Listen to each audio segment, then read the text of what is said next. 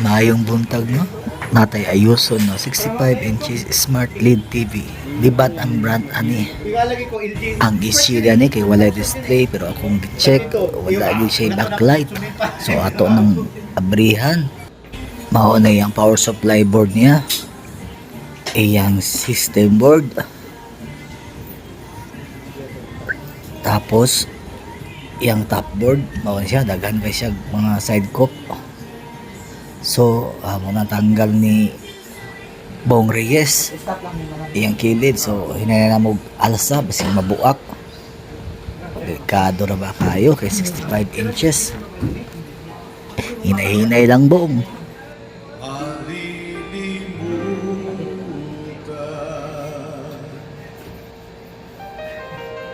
Pagkailan pa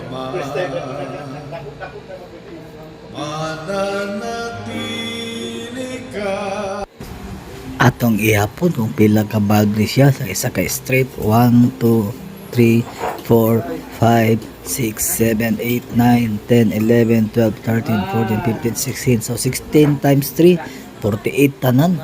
So ilisan na nag 48 ka bulb. So tisiran sa nato kung asa na ang naiponder para ma-evaluate nato. Kani okay ni dire. Ikaduha, wala. Ikatulo, naa. So sa ato pa, kaming sa tunga ang naponder. So tara. Okay, 21.5. Atong kanong pinaka-voltahe. Ito nga Bong. 3 volts. Pero si Bong iyang gitistingan daw kay first time po niya makaingani. Mag-check. Lipay na kay si Bong oh. Ito lang.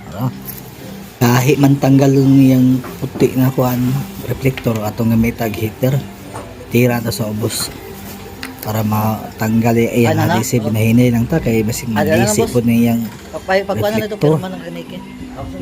wala na ba tayo kailis ani. Dito lang. So gagamitan na mo isa kay nakita na gitong kuan heat gun.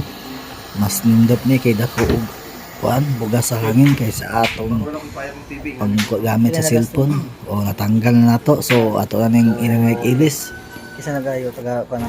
Isa lang ka strip akong giilis guys kay nahotdan naman kong bulb. For the meantime nasa at least nasa rin matanawan. So ako nang gitistiran tanan kung siga ba jud. Okay, goods na, siga na gud siya. Na si Ma'am Joy ug si Mickey nakawitness gud. I-try na to og saksak. Go! Para na YouTube. Kita na to ang tao yun. Sorry. Pindot na yun. Makita ang balahibo.